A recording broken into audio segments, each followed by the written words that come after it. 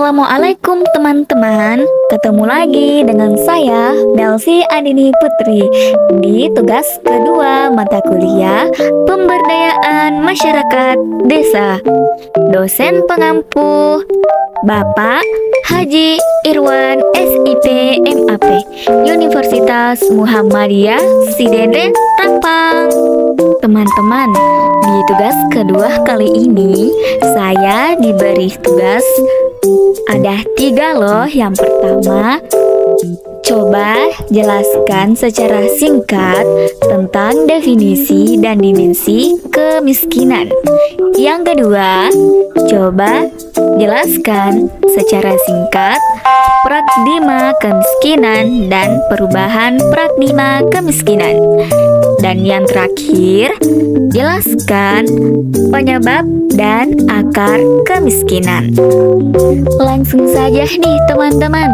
Di sini saya akan menjelaskan definisi dan dimensi kemiskinan. Secara umum, kemiskinan diartikan sebagai kondisi ketidakmampuan pendapatan dalam mencukupi kebutuhan pokok, sehingga kurang mampu untuk menjamin keberlangsungan hidup. Menurut Suryawati 2004-122, kemampuan pendapatan untuk mencukupi kebutuhan pokok berdasarkan standar harga tertentu adalah rendah, sehingga kurang menjamin terpenuhinya standar kualitas hidup pada umumnya. Berdasarkan pengertian ini, maka kemiskinan secara umum didefinisikan sebagai suatu kondisi ketidakmampuan pendapatan dalam memenuhi kebutuhan pokok dan kebutuhan lainnya yang dapat menjamin terpenuhinya standar kualitas hidup. Kemiskinan adalah masalah global yang dari zaman dulu sampai sekarang banyak negara berusaha untuk melepaskan diri dari masalah tersebut. Pemahaman kita tentang kemiskinan dapat dilihat dari berbagai sudut pandang. Selanjutnya, dimensi kemiskinan.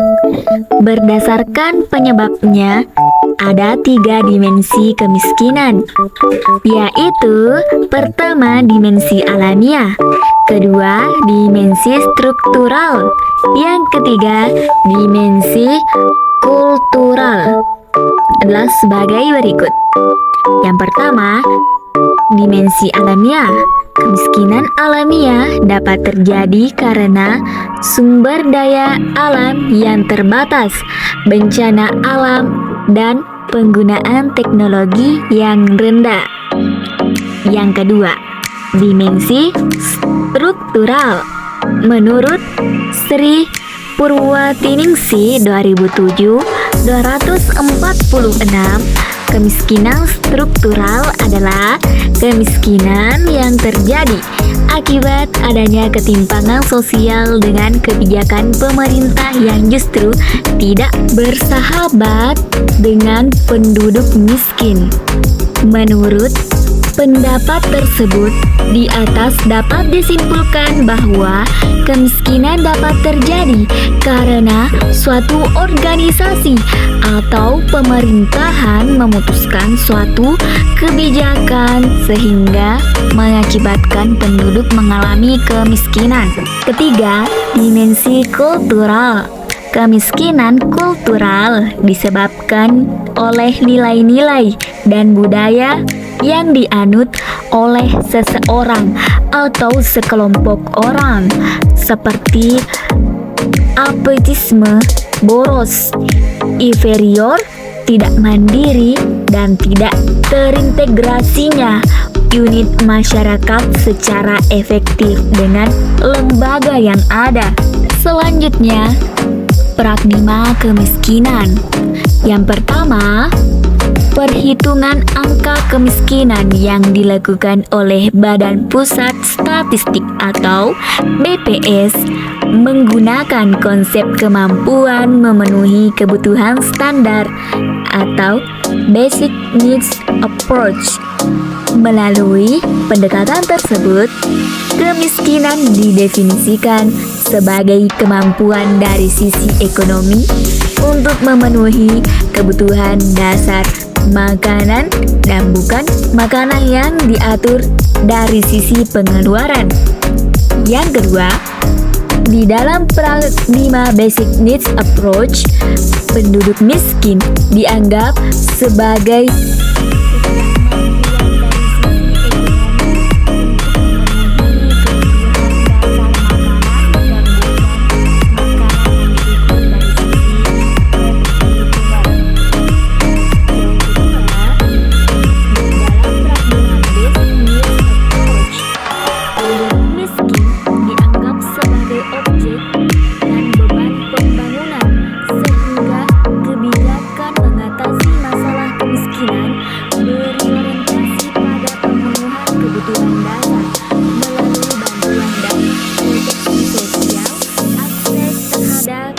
infrastruktur fisik, infrastruktur sosial, dan infrastruktur keuangan yang berfokus pada penyebab kemiskinan sesaat. Fokus utama dalam Basic Right Approach adalah menganggap penduduk miskin sebagai subjek dan aset pembangunan yang menitik beratkan kepada pemenuhan hak-hak dasar. Perubahan paradigma kemiskinan. Garis kemiskinan pada paradigma Basic Right Approach perlu direformulasikan dengan mengaitkan pengeluaran dengan hak-hak dasar yang mengalami deprivasi sebagai penyebab kemiskinan. Penggunaan referensi grup dapat dijadikan penentuan thresholds atau ambang batas dari hak-hak dasar. Perubahan tersebut dapat dimulai dari definisi, konsep, metodologi hingga penanggulangan kemiskinan. Upaya penanggulangan kemiskinan melalui konsep bottom-up level yang berorientasi pada pemberdayaan masyarakat akan membawa Indonesia menuju SDM unggul, Indonesia maju. Kesimpulannya adalah perlu upaya dari pemangku kebijakan untuk mengubah paradigma kemiskinan pemenuhan kebutuhan dasar menjadi pemenuhan hak-hak dasar. Dan yang terakhir nih teman-teman, penyebab dan akar kemiskinan. Ada 5 pembahasan kali ini. Yang pertama, laju pertumbuhan penduduk yang tinggi. Angka kelahiran yang tinggi di suatu daerah dapat mengakibatkan laju pertumbuhan penduduk suatu negara menjadi lebih besar, sehingga mengakibatkan atau menyebabkan lapangan pekerjaan yang tersedia menjadi terbatas untuk dapat merekrut masyarakat yang membutuhkan pekerjaan demi mendapat gaji agar dapat membeli kebutuhan pokoknya. Yang kedua, masyarakat pengangguran meningkat. Laju pertumbuhan yang tinggi dapat menyebabkan lapangan kerja yang ada di suatu negara menjadi terbatas, sehingga angka pengangguran di daerah tersebut akan meningkat. Semakin banyak masyarakat yang pengangguran, maka angka kemiskinan pun akan meningkat, teman-teman. Yang ketiga, pendidikan yang rendah.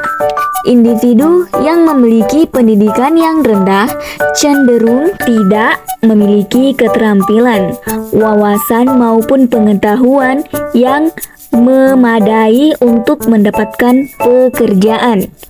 Yang keempat, terjadi bencana alam. Bencana alam dapat menjadi faktor penyebab terjadinya kemiskinan yang tidak dapat dihindari. Bencana alam seperti banjir, tanah longsor, maupun tsunami dapat menimbulkan kerusakan pada infrastruktur serta kerusakan psikologis masyarakat yang tertimpa bencana. Dan yang terakhir, distribusi pendapatan yang tidak merata. Distribusi pendapatan yang tidak merata dapat menyebabkan terjadinya ketimpangan pada pola kepemilikan sumber daya.